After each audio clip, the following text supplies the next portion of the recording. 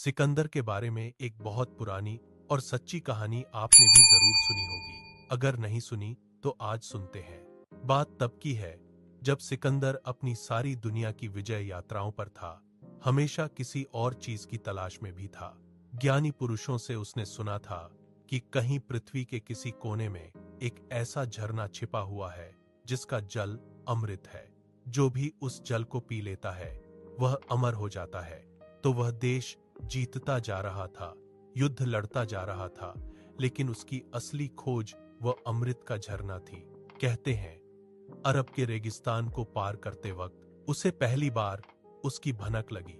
सूत्र मिलने लगे, नक्शे मिलने लगे, प्रतीक दिखने लगे। उसने अपने सबसे समझदार साथियों को बुलाया और गुप्त रूप से खोज शुरू कर दी।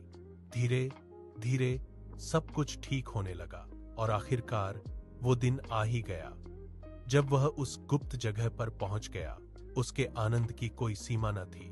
उसने किसी को भी अपने साथ अंदर नहीं जाने दिया।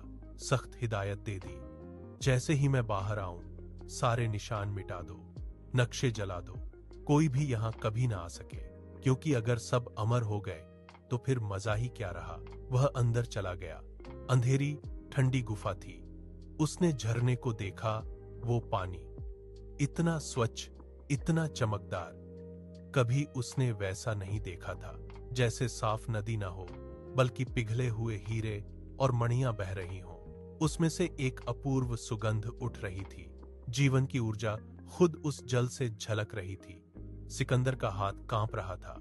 वह झुकने ही वाला था, अंजुलि भरने ही वाला था कि तभी अंधेरे से एक धीमी, थकी हुई आवाज आई, रुक जा सिकंदर, एक बात सुन ले। सिकंदर ने चौंक कर देखा। अंधेरे में मुश्किल से दिखा एक पुराना सूखा हुआ कौआ। कौए ने कहा, मैं भी कोई साधारण कौआ नहीं हूं, मैं कौओं का राजा हूं और मैं भी ठीक वही गलती कर चुका हूं जो तू करने जा रहा है। इसलिए रोक रहा हूं ताकि तू भी मेरी तरह न फंस जाए। सिकंदर ने पूछा, क्या मतलब? कौए ने दर्द भरी आवाज में कहा, मैंने भी यही झरना खोज लिया था, मैंने भी यह अमृत पी लिया था। अब मैं मर नहीं सकता। सैकड़ों साल बीत गए, मैंने सब देख लिया, सब भोग लिया, सब पा लिया। अब कुछ भी पाने को बचा ही नहीं। कोई रस नहीं बचा, कोई इच्छा नहीं बची, यहां तक कि सांस लेने की भी इच्छा नहीं रह गई। मैंने जहर खाया, कुछ नहीं हुआ। पहाड़ से कूद गया, कुछ नहीं हुआ। तलवार अपनी गर्दन पर रखी, तलवार टूट गई, गर्दन नहीं कटी। मेरे सारे प्रियजन चले गए, सदियां बीत गईं और मैं सूखा, रूखा यहीं बैठा हूं। अब मेरी सिर्फ एक ही प्रार्थना है, अगर कभी तुझे कोई ऐसा झरना मिले जिससे अमर होने के बाद भी इंसान मर सके तो मुझे खबर करना। मैं तुझे रोक नहीं रहा सिकंदर, बस सुझाव दे रहा हूं, फिर फैसला तेरा। कौआ चुप हो गया। कहते हैं सिकंदर कुछ देर खड़ा रहा, सोचता रहा, फिर चुपचाप बिना एक घूंट पानी पिए वापस लौट आया। कहानी सच्ची हो या झूठी, मगर इसका संदेश बहुत सच्चा है। अब सोचो, अगर तुम्हें अमृता का पानी मिल जाए तो तुम क्या करोगे? सबसे पहले क्या करोगे? और सबसे जरूरी बात, तुम वो पानी पियोगे या सिकंदर की तरह हंसकर फेंक दोगे? कहानी सच्ची हो या झूठी, मगर उसका मैसेज दिमाग में उतर गया। जब अमृता का पानी पीकर कौआ रोया, अब मैं मरना चाहता हूं लेकिन मर नहीं सकता। सिर पटकता हूं चट्टानों पर, जहर पी लेता हूं, फांसी लगा लेता हूं, कुछ असर नहीं। ये सुनकर सिकंदर हंसा और पानी की फेंक दिया। अब तुमने पूछा है, अगर तू सचमुच अमर हो जाए तो क्या करेगा?